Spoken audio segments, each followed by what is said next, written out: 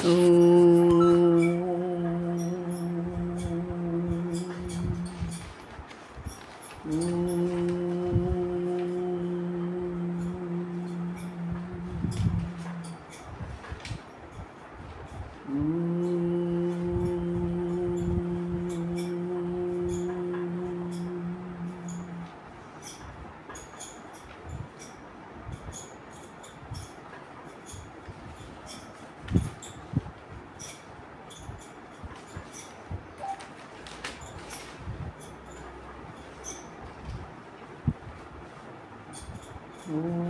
सहनावतु सहनौ भुनक्तु सह वीर्यं करवावहै तेजस्विनावधीतमस्तु मा विद्विषावहै। ॐ शान्ति शान्ति शान्तिः।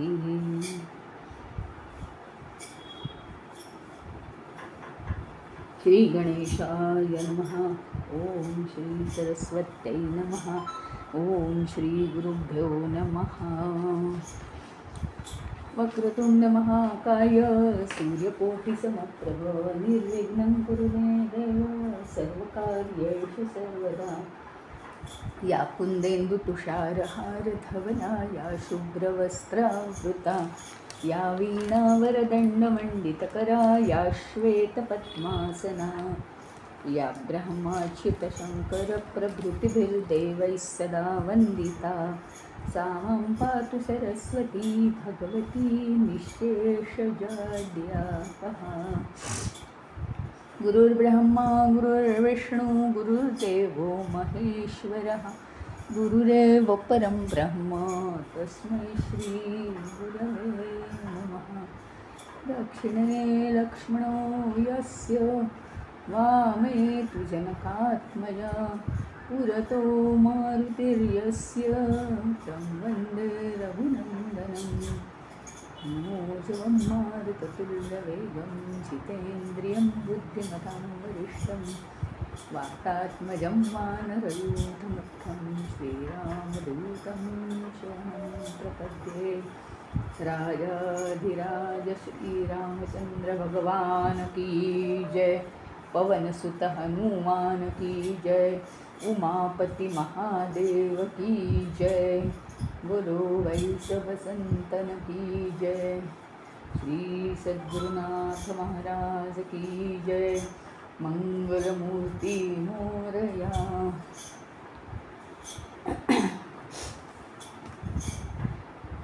हनुमानाला पुढे पाठवलंय श्रीरामांनी आणि त्याला सगळी माहिती द्यायला सांगितली। भरताला सगळं वर्णन करून सांग काय काय झालं ते असं सांगितलंय। हनुमानांनी सगळं सांगितलं। भरत अगदी डोळ्यात तेल घालून आता श्रीरामांची वाट पाहतोय। त्याला जरा हनुमानावर संशय आलाय की वानर हे चंचल वृत्तीचे असतात, येत का नाही आहेत अजून श्रीराम असं त्याला खूप अगदी थोडी वेळ आहे पण त्याला अगदी असं वाटतंय किती काळ लोटतोय अजून मी श्रीरामांना पाहू शकत नाही आहे। पण श्रीराम येणार ही वार्ता सगळीकडे पसरली आहे मात्र हनुमानाच्या सांगण्यावरून। आणि आता आनंद झालाय। या संपूर्ण अयोध्येत उत्साहाचं उधाण आलंय, उधाण। मग सगळीकडे सडे घातलेत, सगळीकडे सडे घातले, फुलं उधळली आहेत सगळीकडे।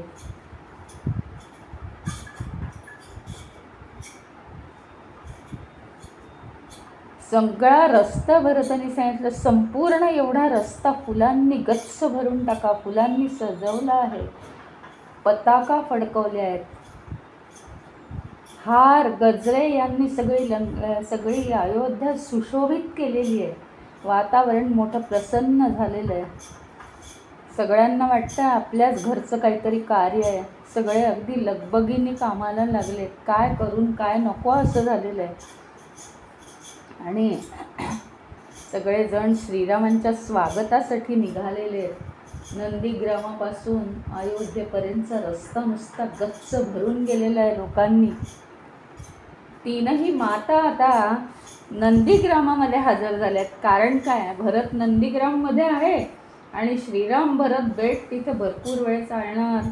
त्याच्यामुळे माता म्हणतायत की आम्हाला श्रीरामाचं दर्शन नंदीग्रामातच होणार. त्या सगळ्या अयोध्या सोडून 1 कोस दूरवर असलेलं नंदीग्राम तिथं सगळ्या माता हजर झाल्यात. आणि अजून काय येत नाहीत, श्रीराम अजून काय येत नाहीत अशी चौकशी भरत करत असतानाच हनुमान सांगतायत की आता ते इतक्यात येतीलच. तेवढ्यात पुष्पक विमान दिसलं आणि ते आता खाली उतरायला लागलं. लोकांनी एवढा हर्षनाद केला, एवढा हर्षनाद केला की अक्षरशः स्वर्गापर्यंत तो आवाज पोचला असेल. 14 वर्षांनी आज नियतीच्या वेड्यावाकड्या वळणांना पार केलं आहे श्रीरामांनी आणि ते आज अयोध्येला पोचले आहेत. सही सलामत आलेले आहेत. प्रत्येकाच्या आनंदाला पारावार राहिलं नाही. कधी श्रीराम 14 वर्षांनी इतके सुखाकर अवस्थेत आपल्याला परत भेटतील असं स्वप्नस्व लोकांनी विचार नव्हता केला.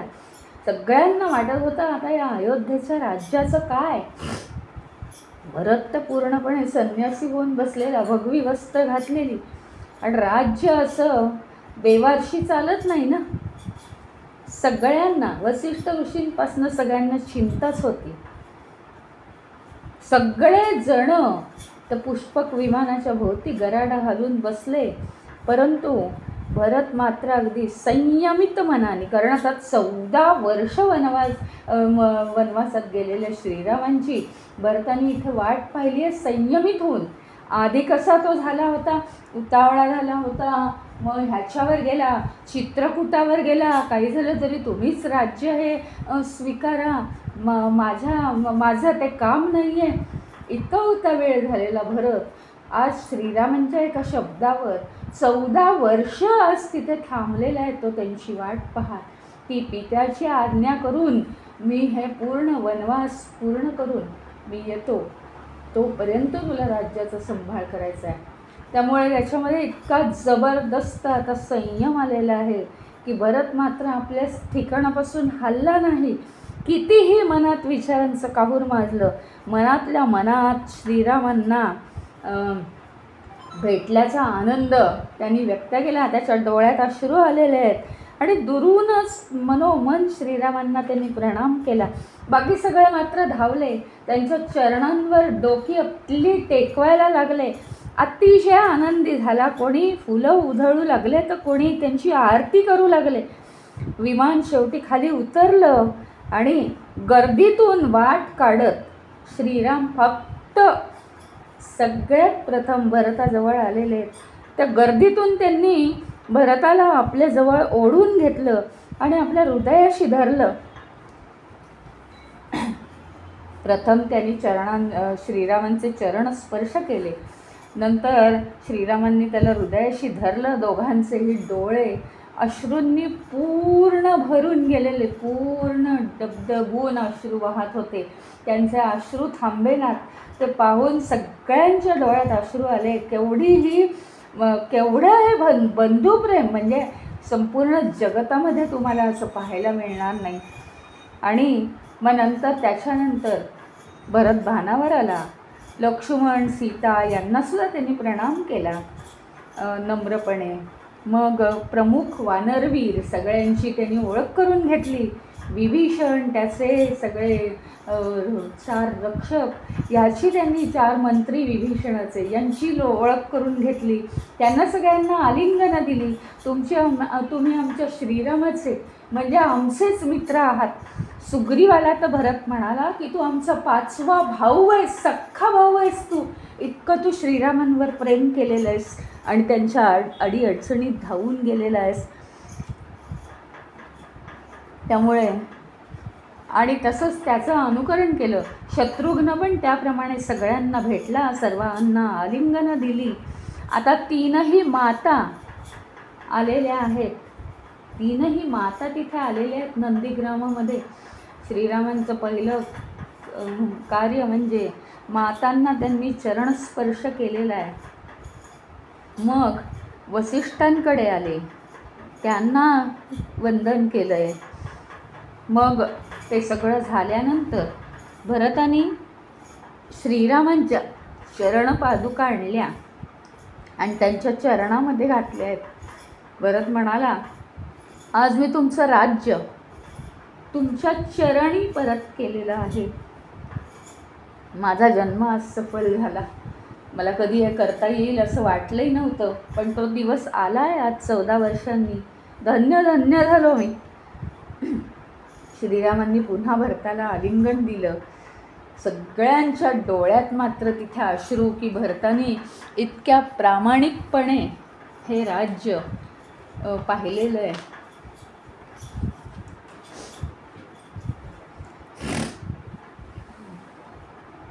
मग आता भरत म्हणाला, हे प्रभू, मी आता आपणाला आपलं राज्य दिलंय, पण आता रीतसर काहीतरी करावं लागेल ना. आता मी ते परत केलं आपलं राज्य, पण आता आपण अभिषिक्त व्हायला हवं अशी सर्वांची इच्छा आहे. आणि हे अयोध्येचं राज्य एकदम रीतसरपणे ग्रहण करावं. जोपर्यंत ही पृथ्वी अस्तित्वात आहे तोपर्यंत आपण या जगाचे स्वामी होऊन राहावं अशी माझी इच्छा आहे, असं भरत म्हणाला.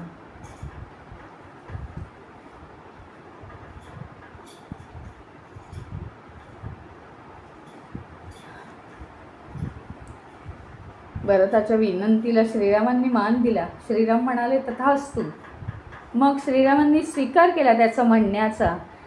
सर्वांनी श्रीरामांना स्नान घातलं, पण हे असं समजू नका की हा अभिषेक, कारण वनवासातून आल्यानंतरचं नंदीग्रामातलं हे स्नान आहे. सगळ्या शुभ यांनीच घातलेलं आहे ते, म्हणजे अंगराग वगैरे लावून आणि अतिशय म्हणजे जे हे असतं मंगल स्नान असतं ना दिवाळीचं, तसंच उठणं बिटणं लावून. पण वनवासातून आल्यानंतरचं स्नान आहे. सगळ्यांनी मग त्यांना अनुलेपन केलं, सुगंधी द्रव्य लावली, त्यांना स्नान घातलं, पुष्पमाला धारण केल्या त्यांना. आणि मग तिथे त्यांनी ती वनवासाची वस्त्र उतरवली आणि बहुमूल्य असं पितांबर त्यांनी धारण केलं आहे. मग तिथल्याच सिंहासनावर बसले, ज्या सिंहासनावर पादुका ठेवल्या होत्या भरतानी, त्या सिंहासनावर बसले काही काळ. शत्रुघ्नानी दोघांनाही सजवलेलं आहे. श्रीराम आणि लक्ष्मण, श्रीरामांसारखाच लक्ष्मणाचा पण त्याग आहे 14 वर्षाचा. त्याच्यामुळे लक्ष्मणाला आणि श्रीरामांना शत्रुघ्नानी सजवलं आहे.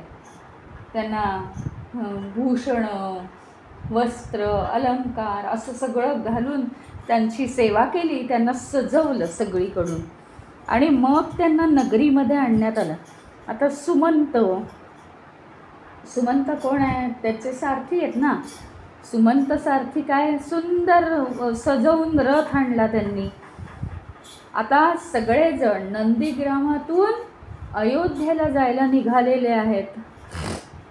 मग श्रीराम रथारूढ झाले, रथावर आरूढ झाले. सगळे वानर, राक्षस हे सगळे मानव रूपात होते. आता सगळेजण सजलेत बरं का. सुग्रीव, हनुमान सगळ्यांनी दिव्य वस्त्र धारण केले. ह्यांनी सगळ्यांनी आता मानव रूप घेतलेलं आहे. इथे मानवांमध्ये राहायचं आहे ना, त्यांना पाहिजे ती रूपं घेता येतात. मांजरी एवढं रूप घेतलं होतं ना लंकेत जाताना हनुमानाने. त्याच्यामुळे पण त्याला ते लंकादेवींनी ओळखलं होतं की तू वानर आहेस. तर त्याच्यामुळे वानरांना इच्छेनुसार रूपं घेता येतात. पण एवढंच आहे की ते सात्विक असतात आणि राक्षस तामसिक असतात. मग तरीसुद्धा त्याच्यात एक सांगायचं म्हणजे वाटेल ती रूपं घेता येतात, पण विभीषणाने वाटेल ती रूपं घेतली नाहीत. तो सगळी राक्षसांची माया जाणत होता, पण त्यांनी वाटेल ती रूपं घेतली नाही आहेत. आणि मायावी शक्तीचा उपयोग नाही केला त्यांनी. मायावी शक्ती तो जाणत होता विभीषण. त्यामुळे एवढ्या राक्षसांच्या घराण्यात जन्माला येऊन सुद्धा तो वेगळा का झाला, म्हणजे राक्षस होऊन सुद्धा तो देवतुल्य होऊ शकतो, हे विभीषणाचं उदाहरण. तर वाल्याचा वाल्मिकी होऊ शकतो, हे वाल्मिकी ऋषींचं उदाहरण. म्हणजे काही या जगात अशक्य नाही आहे. त्यामानाने आमची परिस्थिती खूप चांगली आहे, तर आम्ही पण काहीही मिळवू शकतो. सुग्रीव आणि हनुमान दिव्य वस्त्र धारण केली त्यांनी.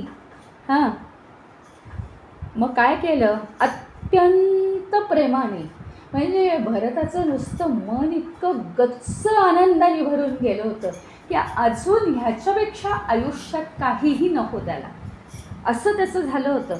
एक तर सगळी राजवस्त्र सोडून देऊन त्यांनी नुसतं संन्यासासारखं पण राज्य त्यांनी केलं.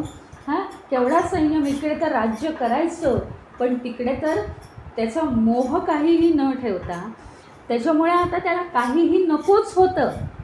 तर त्याने काय केलं, इतका तो आनंदाने भरून गेला होता की श्रीराम राज्य करतील आणि आपण त्यांची सेवा करू, इतका तो मनाने भरून गेला होता. तर तो हौसेने त्या रथावर चढला. सुमंतांना विनंती केली की थोडा वेळ श्रीरामाच्या रथाचं सारथ्य मी करतो.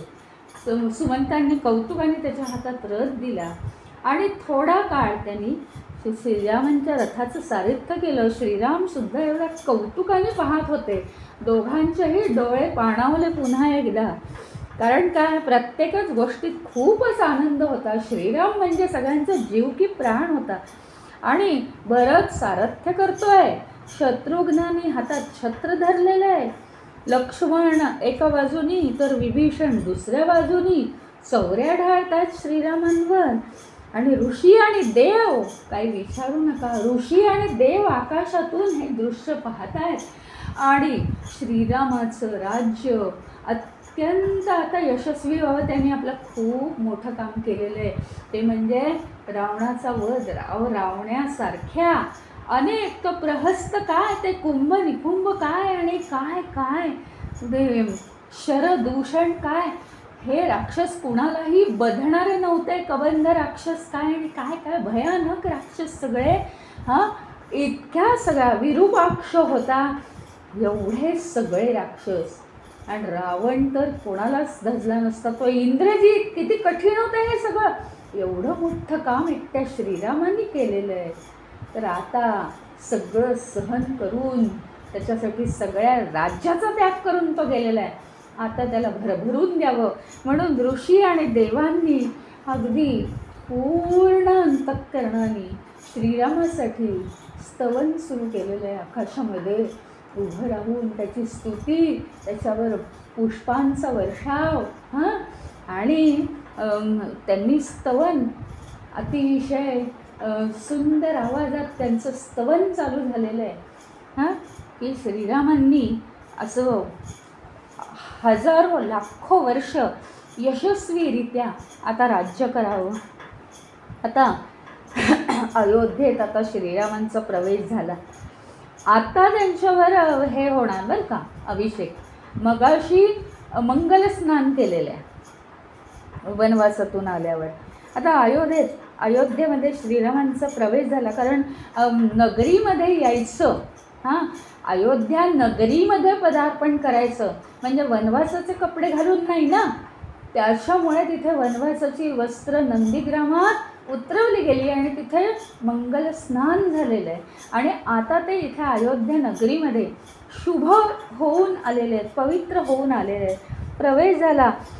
त्यांच्या येण्याबरोबर मंगल वाद्य वाजू लागली, सगळे स्त्रिया गीतं गाऊ लागली, इकडून तिकडून फुलं उधळली जात आहेत. आनंदी आनंद झाला आहे अयोध्येत, संपूर्ण अयोध्येत आनंदी आनंद झाला आहे. श्रीरामांचा राजा दशरथाच्या भवनात प्रथम प्रवेश झाला आहे. कशासाठी असेल? राजा दशरथाच्या भवनात दशरथ नसताना जाण्याचं कारण काय आहे? तर एकच गोष्ट तिथे महत्त्वाची आहे आणि ती म्हणजे काय, तर राजा दशरथाने दिलेला जो हे होतं की तू वनवास तुला होईल, ही जी आज्ञा होती, पतीची ही जी पित्याची ही जी आज्ञा होती ती पूर्ण केलेली आहे, हे दशरथाच्या महालात जाऊन दशरथाला सांगण्यासाठी श्रीराम गेलेले आहेत. आणि त्यांनी तिथं प्रवेश केला आहे. तीनही माता तिथेच बसलेल्या आहेत. तिन्ही मातांना त्यांनी वंदन केलं आणि मग खऱ्या अभिषेकासाठी आता त्यांची तयारी चालू झाली. जल आणलं गेलं, सप्त नद्यांचं जल आणलं गेलं. मग ते सगळं पाणी जे आहे ते वानरांनी अनेक कलशांमध्ये भरलं, कारण वानरांच्या अंगात ताकद खूप असते. भराभर भराभर त्यांनी कामं केली आणि त्याच्यात मुख्य भाव हा होता, आमच्या श्रीरामासाठी आम्ही काम करतो आहोत. वानरांचा हाच भाव असतो. मग श्री हनुमानाच्या चेहऱ्यावर तुम्ही भाव पाहत जा, किती खुशीने श्रीरामाची सेवा करायला मिळते, म्हणून काय तो भाव असतो चेहऱ्यावरचा. तसं सगळ्या वानरांचा तो भाव होता. आणि मग वसिष्ठांनी सीतेसह रामाला रत्नमय अशा चौरंगावर, रत्नांनी जडित असा तो चौरंग होता, त्याच्यावर बसवलं आणि प्रथम वसिष्ठांनी श्रीरामांना अभिषेक केला आहे, कारण ते मुख्य पुरोहित होते. नंतर वामदेव आले, तेही दुसरे पुरोहित होते. त्याच्यानंतर 8 मंत्री, प्रमुख मंत्री राज्याचे, त्या 8 मंत्र्यांनी श्रीरामांना अभिषेक केलेला आहे आणि मनोभावे आशीर्वाद दिलेत. आणि आमचे राजे तुम्हीच व्हा, तुम्हीच होण्यास योग्य आहे, असे सगळ्यांचे भाव होते. मग ऋत्विक ब्राह्मण आले. ऋत्विक ब्राह्मण म्हणजे कोण?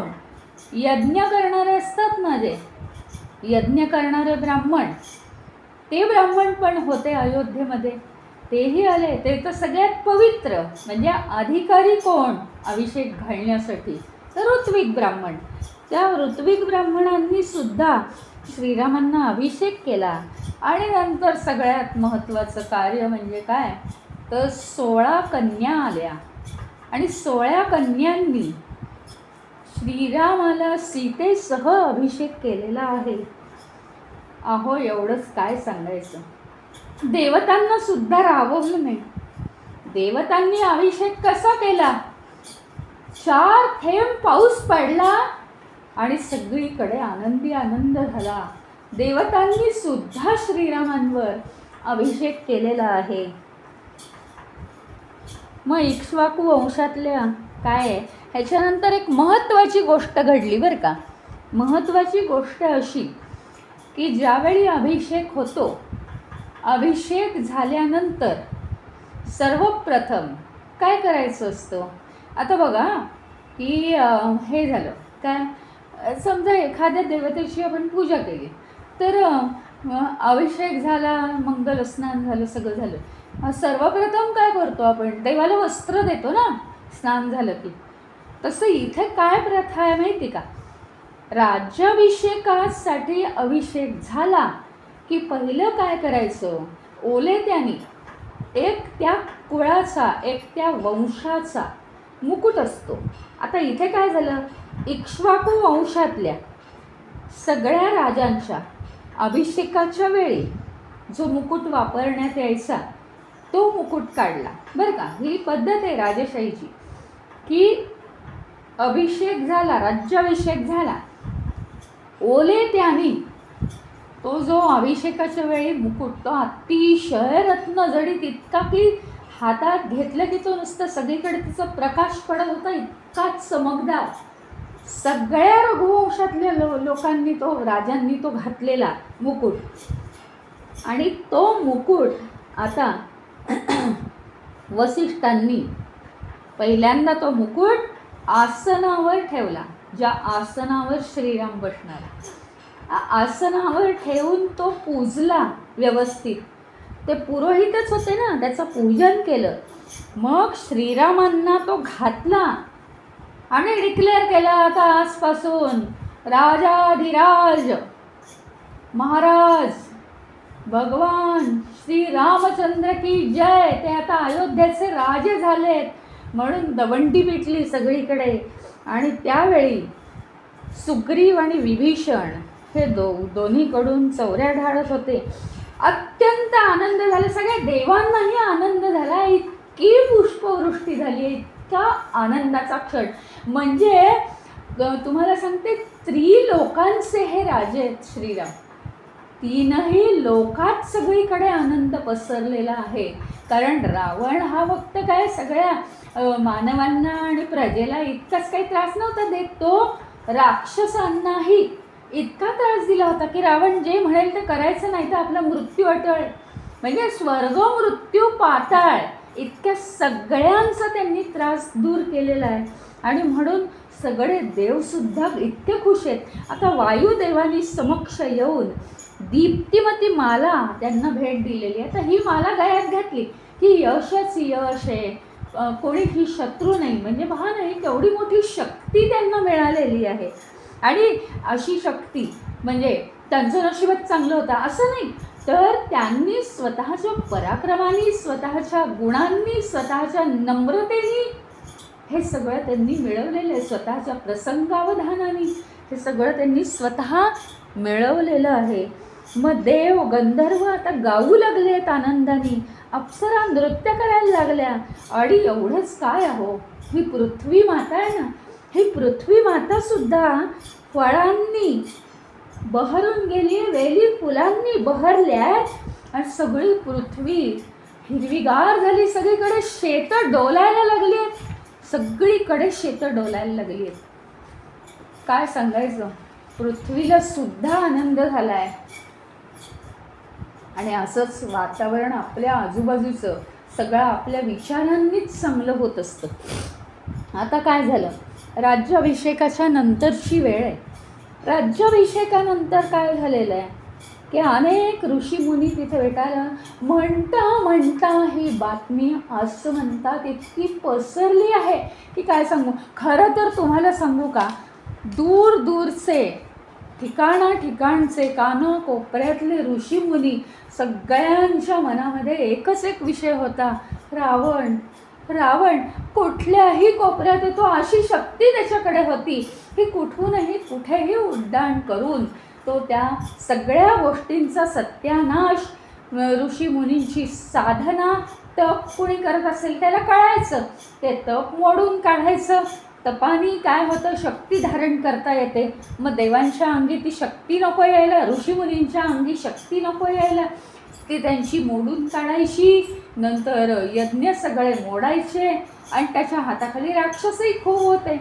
आपण पाहिलं ना त्या ह्याच्यामध्ये दंडकारण्यामध्ये जाऊन कितीतरी ह्यांचे ऋषीमुनींचं प्राण घेतलेले आहेत की तुम्ही ही शक्ती का निर्माण करता, इतके राक्षस होते. तर त्याच्यामुळे सगळ्या ऋषीमुनींचा एकच विषय होता. आणि बाकीचे ऋषीमुनी जर मृत्यू पावले त्या रावणाकडून तर इतर ऋषीमुनींना खूप अशी धास्तीसारखी असेल. म्हणजे इतकी देवाची, परमेश्वराची आराधना करून आपलं जीवन हे स्थिर नाही आहे हे ऋषीमुनींना वाटत होतं. आणि याच्यावर उपाय ब्रह्मदेवाकडे सुद्धा नव्हता, कारण ब्रह्मदेवानीच तर रावणाला वर देऊन ठेवला होता. रावण हा सगळ्या राक्षसांचा प्रमुख आहे ना, त्याच्यामुळे सगळ्या राक्षसांची सेना खूप वाढलेली होती. हा प्रश्न आता सोडवायचा कसा, तर तो प्रश्न श्रीरामांनी सोडवलेला आहे. म्हणून कानाकोपऱ्यातले ऋषीमुनी अत्यंत प्रसन्न झालेत. भरभरून जिथे आहेत त्या कोपऱ्यातूनच ते श्रीरामांना आशीर्वाद देतात. म्हणजे श्रीरामांनी हे किती कमावले, नुसते आशीर्वाद कमावूनच त्यांनी त्यांच्या आयुष्याची कमाई केली आहे बघा. कारण किती महत्त्व असतं या आशीर्वादांना. तर राज्याभिषेकानंतर काय झालं माहिती आहे, सगळेच्या सगळे ऋषीमुनी आता अयोध्येला लोटलेत. लाखो करोडो संख्येने ऋषीमुनी आलेले आहेत आणि श्रीरामांचं अभिनंदन करतायत. त्या राज्याचं कार्य करण्याच्या आधी हेच सगळं श्रीरामांना करावं लागते की सगळे ऋषीमुनी आलेले आहेत, त्यांचं काय काय म्हणणं आहे त्यांचं नीट ऐकून घेऊ दे, किंवा त्यांची काय डिमांड आहे का अजून, कारण अनेक ऋषीमुनींनी आशीर्वाद दिलेत मला, आणि या सगळ्यातून सुटण्यासाठी मला त्यांनी शस्त्रास्त्र, आशीर्वाद, मंत्र तंत्र हे सगळं दिलेलं आहे. म्हणून श्रीरामही अत्यंत प्रेमाने तिथे बसलेले आहेत. श्रीरामांनी त्यांचं सगळ्यांचं आदरपूर्वक पूजन केलं आहे. त्यांचे पाय धुणं, त्यांना जे जरुरी आहे ते सगळ्या भेटवस्तू देणं, कुणाला गायी दान दिलेले आहेत. आणि मग नंतर त्यांना सांगितलं, सगळी मृगचर्म अंथरली आहेत सगळीकडे, आणि मृगचर्माच्या आसनांवर त्यांना अत्यंत मान देऊन असं त्यांना तिथं त्या आसनांवर प्रत्येकाला बसायला सांगितलं जातीने. एकेका जवळ जाऊन त्या ऋषींना मान दिलेला आहे. आणि ऋषीमुनींनी श्रीरामांचं अगदी मनोमन अभिनंदन केलेलं आहे. ते म्हणाले, रघुनंदना, सगळ्या संकटांवर मात करून आज तुम्ही इथे सुखरूप आला आहात.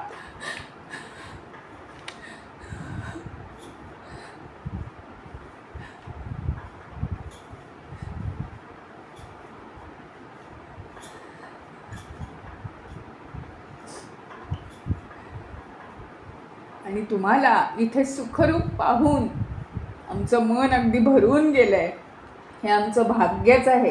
राक्षसराज रावणाचा वध केलात तुम्ही, सीतेसह विजयी होऊन परत आलात, ही फार मोठी आनंदाची गोष्ट आहे. आणि या कठीण काळामध्ये तुम्हाला लक्ष्मणाने खूपच चांगलं सहाय्य केलं आहे. आज सगळे बंधू आणि सगळ्या मातांसह तुम्हाला इथे बघतोय ना, आम्हाला एवढा आनंद होतोय, खूप आनंद होतोय. आणि खरं तर लक्ष्मणाची सुद्धा कार्य इतकं स्तुत्य आहे. इंद्रजिताला ठार करणं सोपं नव्हतं. इतके वर मिळवले त्यांनी ब्रह्मदेवाकडून, आणि ते अदृश्य होणं काय, आणि काय काय म्हणजे तो काय ते शस्त्र सोडायचा, आणि ते सर्पाकार बाण सोडायचा, त्यातून अत्यंत कठीण होतं. पण लक्ष्मणाने इंद्रजिताला ठार मारण्याची कामगिरी केली, फार मोठी गोष्ट झाली. आज संपूर्ण जगाला तुम्ही अभयदान दिलेलं आहे. त्याच्यामुळे सगळं जग तुमची खूप प्रशंसा करतं आहे. आणि तुमची कीर्ती आता निरंतर युगानुयुग वाढत राहील, ती कधीच संपणारच नाही. जोपर्यंत या विश्वामध्ये सूर्य चंद्र आहेत तोपर्यंत तुमची कीर्ती वाढत राहील, असा सगळ्या ऋषीमुनींचा आशीर्वाद आहे. आणि मग ऋषीमुनींनी ते सांगायला सुरुवात केली आहे सगळ्या गोष्टी, की श्रीरामा, तुम्ही कोणत्या रावणाला मारलंय तुम्हाला माहिती आहे का? हा हनुमान कोण तुम्हाला माहिती आहे का? सगळ्यांची ओरिजिनल गोष्ट सांगायला आता सुरुवात केलेली आहे. खूप वेळ ते अगदी सगळे ऋषीमुनी आनंदून गेले होते. रावणाचा जन्म कसा झाला, इथपासून रावण इतका दुष्ट का, त्याने इतकी साधना केली, त्याच्यामुळे त्या साधनेचं फळ म्हणून त्याला ती लंका मिळाली, इतकं वैभव प्राप्त झालं त्याच्या साधनेचं फळ म्हणून. इतकी साधना कोणीच केली नाही, पण तरीसुद्धा तो असा का? सगळ्या गोष्टी आणि कोणावर कसे तुम्ही कोणी विजय मिळवले. रावणाची उत्पत्ती एक आश्चर्याची गोष्ट, ज्या वालीनी रावणाचा सुद्धा पराभव केला होता त्या वालीला तुम्ही एका बाणात मारलं, म्हणजे केवढं शौर्य आहे. अशी सगळे ते राक्षस विरूपाक्ष आणि सगळे ते जे रावणाचे राक्षस होते त्या सगळ्यांच्या कथा, मूळ कथा, कोणाचं कोण आहे, आणि सख्खा भाऊ कोण, रावणाचा सावत्र भाऊ कोण, अमका कोण, सगळं सांगितलं. आणि हे कोण इतके दुष्ट आहेत, सगळ्याची माहिती ऋषीमुनींनी दिली. कारण त्यांना काय असतं, भूत भविष्य वर्तमान हे सगळं त्यांना माहिती असतं. आणि म्हणून त्यांनी ती माहिती दिली आणि सांगितलं की तुम्ही या रावणाला ठार करणं एवढं सोपं नव्हतं, नव्हे तर कुणाला शक्य पण नव्हतं पृथ्वीवर. देव, राक्षस, कोणते प्राणी कुणालाही रावणाला ठार मारणं शक्य नव्हतं, पण वानरांची मदत घेऊन मानवरूपात तुम्ही जन्म घेऊन हे कार्य तुम्ही केलंय. हे प्रभो, तुमचा विजय असो. हे शब्दसुद्धा कमी आहेत. असं म्हणून ऋषी शांत झाले. सगळे ऋषीमुनींनी त्यांचं अत्यंत आनंदाने हर्षोल्लासाने त्यांचं अभिनंदन केलं पुन्हा पुन्हा, आणि अत्यंत शुभाशीर्वाद दिलेत. इतके शुभाशीर्वाद दिलेत रामाला, आणि ते म्हणाले किती दिले तरी ते कमीच आहे. तुमचा स्वतःचा पराक्रम खूप आहे. तुम्ही असंच राज्य करत राहाल. आणि मग शेवटी ऋषी मुनी सगळे निघून गेले. दूरवर जाईपर्यंत कल्याण असो, कल्याण असो, कल्याण असो. तुझ्या मनात जे असेल ते श्रीराम होईल. तथास्तु तथास्तु करत करत इतके त्यांनी शुभाशीर्वाद दिले आणि ते सगळे आपापल्या स्थानी निघून गेलेले आहेत. आता देवसुद्धा अतिशय तृप्त होऊन आपल्या आपल्या स्थानी निघून गेले. देवांमध्ये अजूनही हा चर्चेचा विषय आहे, इतका अशक्य कार्य शक्य झालं कसं. आणि म्हणून नंतर आता एक दिवशी आता श्रीरामांना सतत कसली घाई लागलेली असते. आता पुढे काय, कशासाठी अयोध्येत आलो आहे, आता राजसभेत कार्य सुरू झालं पाहिजे अयोध्येचं.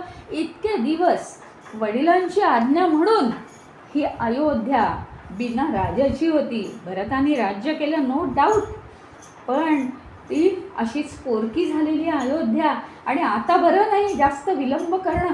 आता आपलं कर्तव्य काय, माणसाने शिकण्यासारखं आहे.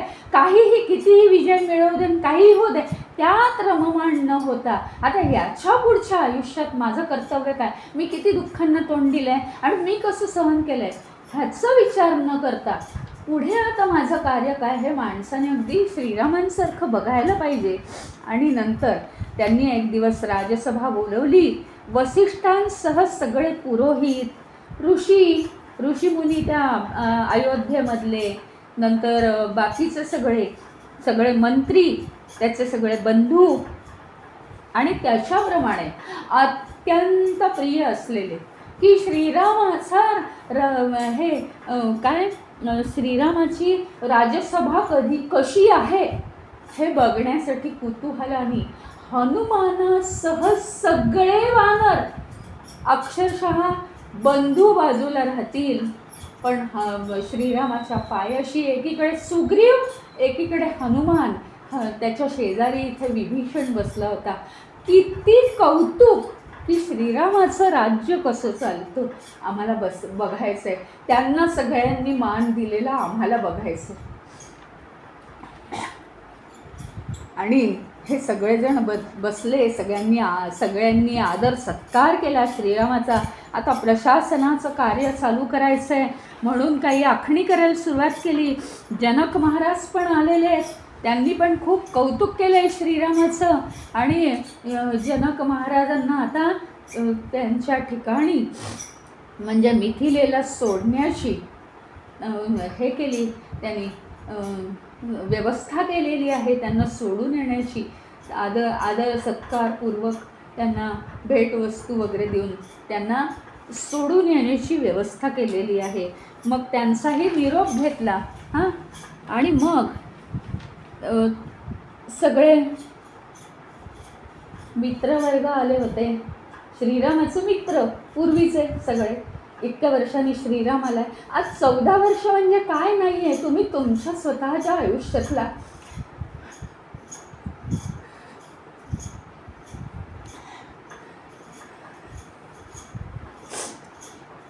म्हणजे आपल्या आयुष्यातला 14 वर्षापूर्वीचा काळ आठवा.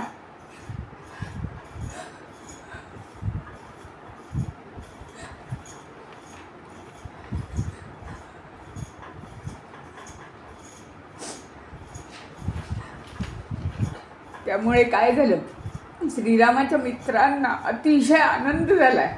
तेही सगळे आलेले आहेत. 14 वर्षापूर्वी त्यांनी पाहिलं आणि श्रीराम परत आलेले आहेत हेही पाहिलं. तेही सगळे आलेले आहेत. त्यांनाही सगळ्यांना आता मानपान करून परतीसाठी निरोप दिला आहे. अनेक राजे महाराजे येऊन गेले, अभिनंदन केलं श्रीरामाचं. बहुमूल्य रत्न दिली आहेत श्रीरामाला. पण श्रीरामाला त्याचं काहीच नाही आहे. 14 वर्षात जो वनवास भोगला आहे त्यांनी आता अशी वृत्ती झाली आहे की या सगळ्याचं करायचं आहे काय. आपल्याला जीवन हे फक्त कर्तव्य पार पाडण्यासाठी असतं. काहीही वस्तूंचं कौतुक किंवा उपभोग घेण्यासाठी हे जीवनच नाही आहे, हे श्रीरामाचं म्हणणं आहे असं. त्याच्यामुळे ते सगळी रत्नवित्न काय केली, खूप आपल्यासाठी कष्ट केलेल्या वानर सेनेला आणि विभीषण आणि त्याचे 4 मंत्र्यांना ती वाटून टाकलेली आहेत की त्यांनी खूप कष्ट घेतले आहेत आणि अशक्य ते काम शक्य केलेलं आहे आपल्याला. हा सगळा जो मानपान आहे इथे येऊन राज्यावर बसण्याचा, तो केवळ वानर सेनेमुळे सुग्रीवाची भक्ती आणि सुग्रीवाच्या अंडर असलेल्या हनुमानाने पुरेपूर काम केलं. इतके हुशार लोक भेटणं सुद्धा कठीण. विभीषण शत्रुपक्षातनं येऊन आपल्याला मिळाला, तर हे सगळं फार कठीण आहे. त्यांची अजून ती पातळी आहे, सगळ्या वस्तू उपभोगण्याची. त्यांना सगळी रत्नवित्न त्यांनी दिली आणि वाटून टाकली. महिनाभर वानर सेना सगळी आणि विभीषण त्याचे 4 मंत्री अत्यंत आनंदाने आणि आपलेपणाने ते इथे राहिलेले आहेत महिनाभर. आणि सगळी एखाद्या कामकऱ्यांसारखी कामं केलेली आहेत, चोरून की श्रीराम आम्हाला करू नाही देणार, इतकी सेवा केलेली आहे. कष्टाच्या ठिकाणी जाऊन त्यांनी कामं केलेली आहेत अयोध्येमध्ये राहून. मग वानरांना काय हवं असतं तर भरपूर फळं. श्रीराम तिथं आल्यामुळे म्हटलं ना, फुलांनी झाडं लगडलेली आहेत. त्यांनी भरपूर कंदमुळं फळं खाल्ली वानरांनी आणि अतिशय प्रेमाने आणि भक्तीने ते तिथे राहिले. आणि नंतर सुग्रीव आणि विभीषणाला मात्र श्रीरामांनी जाग केलं आहे, कर्तव्याची जाणीव आता करून दिलेली आहे. सुग्रीवाला सांगितलं, सुग्रीवा आता किष्किंध्याचं राज्य निष्कंटक ठेव, तिथं कोणी शत्रू घुसता कामा नाही. तू आणि अंगद हनुमानावर खूप प्रेम करा. तो अतिशय प्रेमळ आहे, अतिशय भक्त आहे आणि तो तुमचं कल्याण करेल. आणि वालीच्या सुद्धा सगळ्या वानरांवर तुम्ही प्रेम करा, त्यांना दूर करू नका. विभीषणाला सांगितलं, तू कुबेराचा भाऊ आहेस आणि कुबेरासह सगळे तुला एक धर्मज्ञ म्हणून जाणतात. तू राक्षस कुळात सुद्धा जन्माला येऊन कधी राक्षसी मायावी शक्तीचा उपयोग केला नाहीस, पण ती शक्ती मात्र तू जाणत होतास. तर तुला सगळेजण धर्मज्ञ म्हणून जाणतात. तू धर्मपूर्वक लंकेचं राज्य कर आणि दीर्घ काळ ते राज्य कर. मी आणि सुग्रीव यांचं स्मरण ठेव. मात्र आता आपल्याला तेच पुरणार आहे, आपण केलेली मैत्रीचं आपण स्मरण ठेवू. आणि आता तुम्ही निघावं, कारण तुमचंही काय आहे, कर्तव्य आहे. तुमची आपापली राज्य बघण्याचं कर्तव्य आहे आणि म्हणून त्यांना जाण्याची अनुमती दिलेली आहे. आता सगळे निघून गेल्यानंतर सगळे आपापल्या घरी निघून गेलेले आहेत आणि श्रीराम आणि सीता एके दिवशी सकाळी वाटिकेमध्ये फिरतायत. तर सगळ्या झाडावेलींना फुलं लगाडलेली आहेत आणि सीता गर्भवती आहे. तर सीतेला श्रीरामांनी विचारलं की तुझी काय इच्छा आहे ते सांग. सीता म्हणाली, मला ना आता काय वाटतंय माहिती आहे, गंगेजवळ तपोवन आहेत ना, ती पाहावीशी वाटत आहेत मला. कंदमुळं खाऊन राहणारे जे तेजस्वी महर्षी आहेत त्यांनी काय ते हे तपश्चर्या करून अगदी तेज मिळवलेलं असतं, त्या तेजामध्ये राहावं, त्यांच्या तपोवनात एखादी रात्र काढावी ऋषी स्त्रियांबरोबर, असं मला वाटतंय. तर असं मी एक रात्र शांतपणे राहू इच्छित आहे. श्रीराम म्हणाले, तुझी इच्छा पूर्ण होईल, उशीर कशाला, उद्याच तू तिथं जाशील, तुझी व्यवस्था करतो. कारण आता श्रीरामांना तर काय राज्य करण्याची घाई लागलेली आहे. आता इकडे काय फावल्या वेळामध्ये आणि विशेषतः थोडासा वेळ काढून श्रीराम नेहमीच म्हणजे काय असतं, राजा हा सामान्य जनांपर्यंत पोहोचत नाही, तर सामान्य जनांचा जो अधिकारी आहे त्याच्याशी संबंध ठेवावे लागतात. तर श्रीरामांचे अनेक सामान्य जनांमधले मित्र श्रीरामांनी केलेले होते. त्यांचं ना असं काही नव्हतं, मी राजा आहे, मी फक्त राजांशीच संबंध ठेवीन. अतिशय सामान्य लोकांशी ते सामान्य होऊन राहायचे. अत्यंत आपल्यासारख्या सामान्य घरातले मुलं असे श्रीरामांचे मित्र होते. आणि त्या मुलांनाही मोठा अभिमान वाटायचा. पण हे मित्र करण्यामागचं एक फार मोठं कारण होतं की या थोर अशा महान अशा रघुकुलाविषयी लोकांचं काय म्हणणं आहे. श्रीराम अत्यंत चाणाक्षच होते पहिल्यापासून. तर दशरथाची नीती तीच होती. त्याच्यामुळे काय असतं माहिती का, राजा लोक महालामध्ये राहतात, सगळी नुसती सेना त्यांच्या भोवती आणि हे आणि ते, आणि त्यांना दररोजची कार्य आणि दरबार आणि हे भरपूर असतं. सामान्य लोकांपर्यंत ते प्रत्यक्षात स्वतः पोहोचू शकत नाही. त्याच्यामुळे काय झालं की असं सामान्य लोकांशी श्रीरामांचे संबंध होते. मग त्यांनी इकडे ते मित्रपरिवाराशी नेहमीच बोलायचे की जनतेमध्ये काय अशांतता आहे का, सगळे लोक सुखी आहेत का, त्यांची काही मागणी आहे का, राजा कुठे चुकतोय असं त्यांना वाटतंय का, राजाची काही ते स्तुती करतात का, त्यांना कोणती कार्य आवडतात कोणती नाही आवडत, मग राज्यात काय काय चर्चा चाललेली आहे असं श्रीरामांचं नेहमी मित्रांशी चर्चा चालायची. असे एक 5-7 मित्र होते त्यांचे आणि ते एका विशिष्ट ठिकाणी भेटायचे, कोणाला माहीत नाही अशा ठिकाणी. या मित्रांनाही आनंद व्हायचा, एवढ्या मोठ्या कुळाचा हा राजा, आणि आता तर फारच आनंद की 14 वर्षांनी आला आहे परत. आणि ते मित्र म्हणजे आजकालचे नव्हते, खरोखरी सुहृद, हृद म्हणजे हृदयापासून प्रेम करणारे असे मित्र ते होते.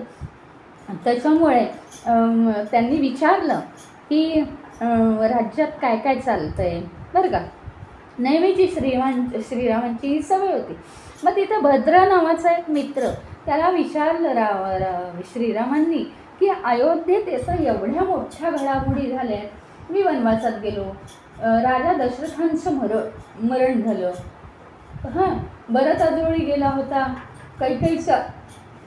कैकेयीचे वर पूर्ण केले, मग भरत राज्यावर, मी वनवासात, मग काय चर्चा काय चालली, मी आता अयोध्येत परत आलो आहे, हां सीतेचं अपहरण काय, याच्यावर अयोध्येमध्ये चर्चा काय चालू आहे, काय काय झालं, एवढ्या घडामोडी झालेल्या आहेत, पौरजन म्हणजे हे नगरवासी माझ्याबद्दल काय बोलतात, काय चर्चा चालू आहे असं श्रीरामांनी त्या भद्राला विचारलं. भद्र म्हणजे अतिशय जवळचा मित्र होता.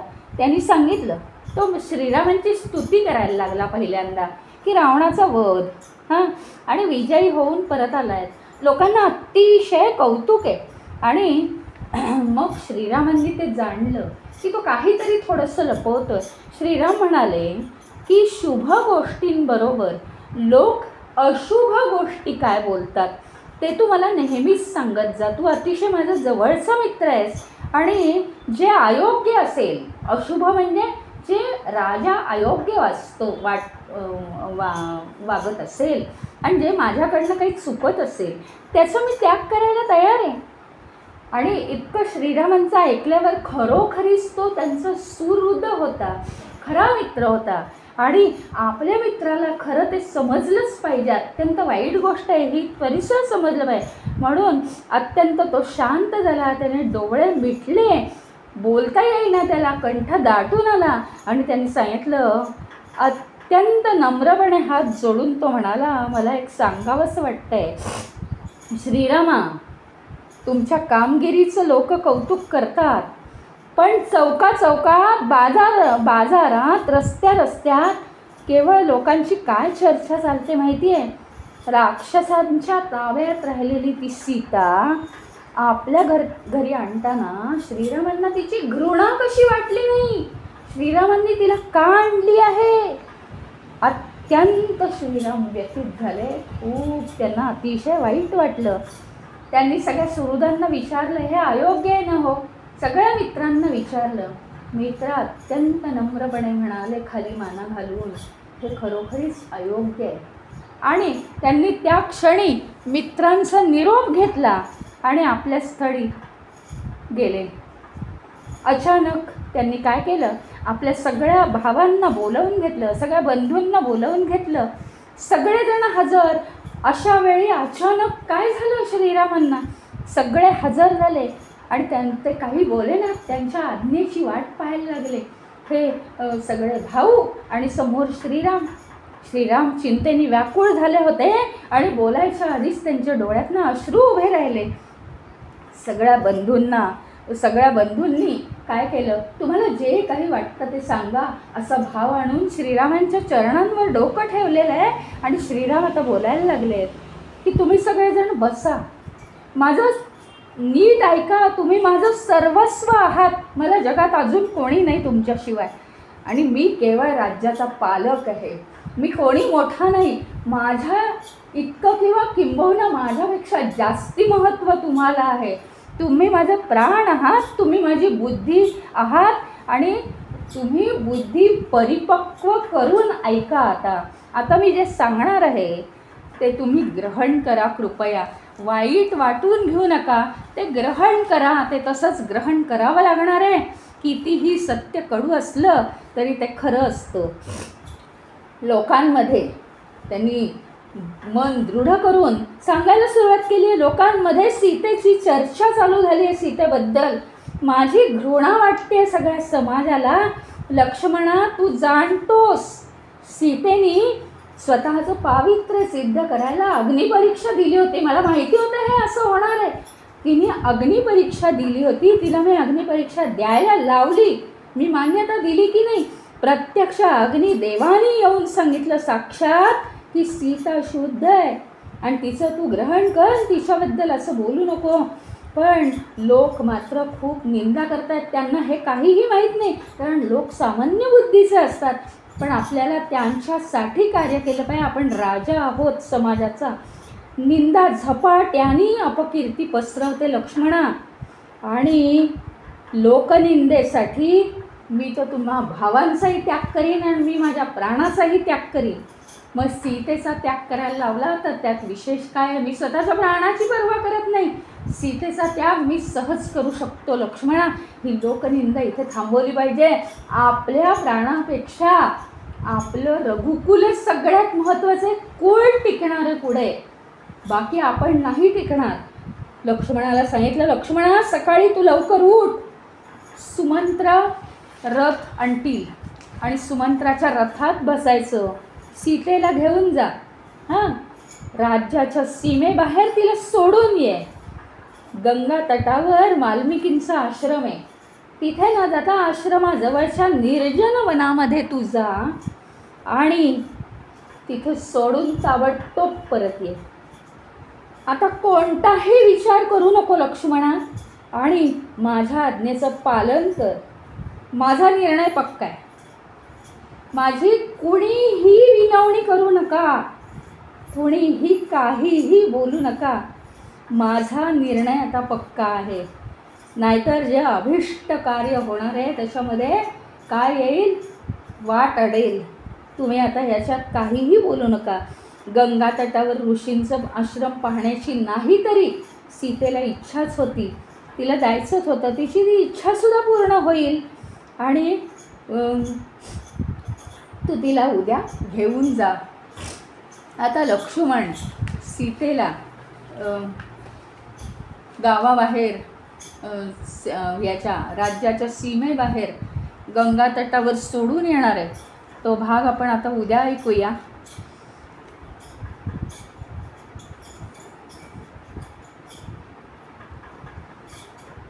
श्री रामचंद्र भगवान की जय, पवनसुत हनुमान की जय, उमापति महादेव की जय, बोलो भाई सब संतन की जय, श्री सद्गुरुनाथ महाराज की जय, मंगलमूर्ती मोरया.